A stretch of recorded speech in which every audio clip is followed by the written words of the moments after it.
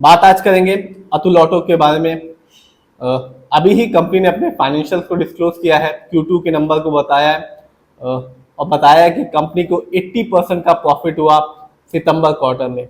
और जो विजय केडिया है दिग्गज इन्वेस्टर, उन्होंने इस कंपनी के 58 लाख शेयर खरीद रखे हैं। ये वीडियो सिर्फ एजुकेशनल पर्पज है, ना हम कोई भी स्टॉक खरीदने की सलाह देते हैं और ना ही बेचने की। तो आज हम बात करेंगे अतुल ऑटो के बारे में।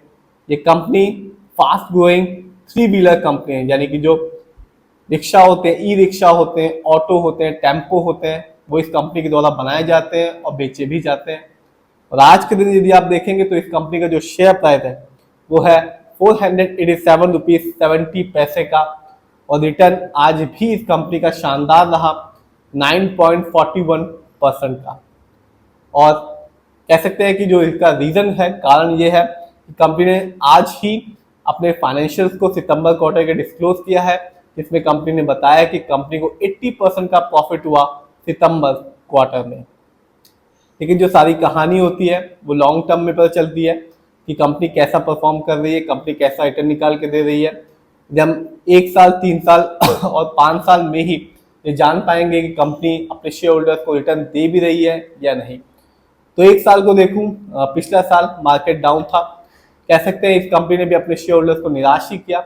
इस कंपनी का जो गिरावट रही कंपनी के शेयर में वो रही 18% की। यानी आज से ठीक 1 साल पहले अतुल ऑटो का जो शेयर प्राइस था वो आपको मिलता 561 रुपीज 75 पैसे का, जो आज के दिन है 487 रुपीज 70 पैसे का। तो 1 साल में तो अतुल ऑटो ने कह सकते हैं कि अपने शेयर होल्डर्स को निराश किया, लेकिन 3 साल और 5 साल में इस कंपनी ने अपने शेयर होल्डर्स का भरोसा जीता, जिन्होंने अतुल ऑटो में पैसा लगाया। 3 साल में 81% का रिटर्न निकाल के दिया, जबकि 5 साल में इस कंपनी का जो रिटर्न था वो था 202% का।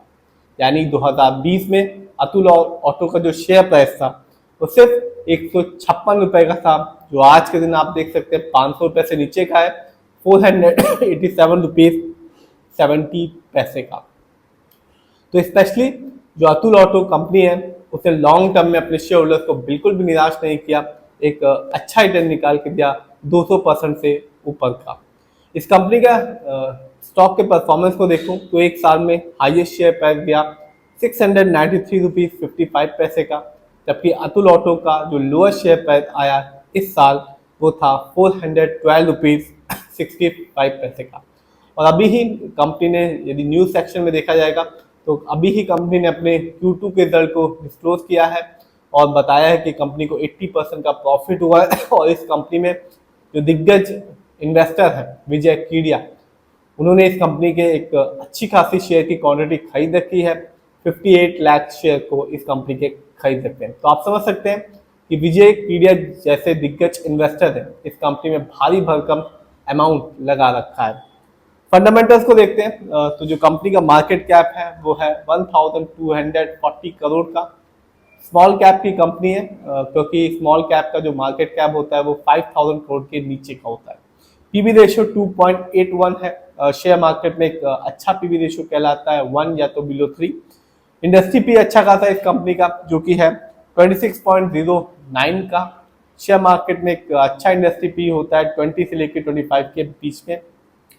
इंडस्ट्री पी से पता चलता है कंपनी के स्टॉक मार्केट में कैसा परफॉर्म कर रहा है, क्या वो बहुत ज़्यादा चीप है या क्या वो बहुत ज़्यादा एक्सपेंसिव है, क्या वो अंडर वैल्यूड है या क्या वो ओवर वैल्यूड है। डेप्थ तो इक्विटी नहीं है, 0.25 है। आप देख सकते हैं इस कंपनी पर लोन कर्ज अतुल ऑटो पर ना के बराबर है। आरओई कम है इस कंपनी का, 4.9% का है। शेयर मार्केट में एक अच्छा आरओई कहलाता है 15% से लेकर 20% के बीच में। आरओई बहुत ही इंपॉर्टेंट होता है, जब भी आप किसी कंपनी के फंडामेंटल्स को देखें तो आरओई जरूर देखें। जब भी किसी कंपनी का आरओई हाई होता है या पॉजिटिव होता है तो साफ बताता है कि कंपनी शेयर होल्डर्स के पैसे को सही से इस्तेमाल कर रही है। और जब भी किसी कंपनी का आरओई कम होता है या डाउन होता है, नेगेटिव होता है, तो साफ बताता है कंपनी शेयर होल्डर्स के पैसे को सही से इस्तेमाल नहीं कर रही। ईपीएस भी कम है इस कंपनी का जो कि है 7.08 का, क्योंकि शेयर मार्केट में एक अच्छा ईपीएस रिटर्न कहलाता है 80 और उससे ज्यादा का। Earning per share trailing 12 month का मतलब होता है कंपनी ने लास्ट 12 महीने में कितना कमाया।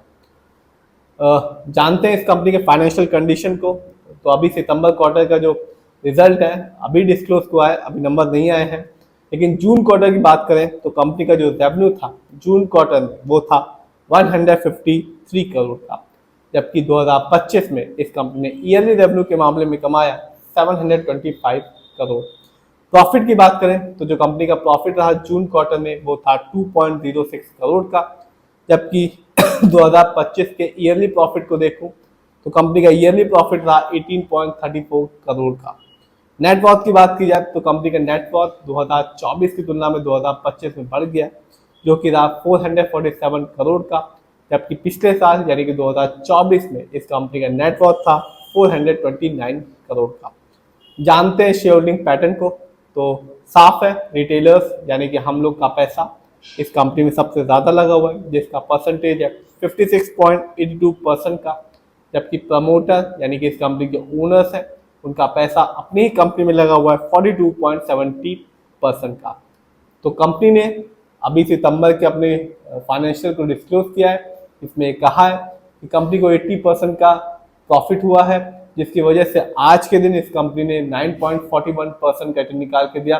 और जो दिग्गज इन्वेस्टर है विजय कीडिया, उनका भी इस कंपनी में अच्छा खासा पैसा लगा हुआ है, 58 लाख शेयर उन्होंने इस कंपनी के खरीद रखे हैं। तो आज रिटर्न अच्छा दे रही है और लॉन्ग टर्म में भी ये कंपनी अपने शेयर होल्डर्स को निराश नहीं कर रही। फिर भी आप जिस भी कंपनी के शेयर को खरीदें खुद रिसर्च करें, एनालाइज करें, अपने फाइनेंशियल एडवाइजर की राय लें, तभी अपने पैसे को शेयर मार्केट में लगाएं।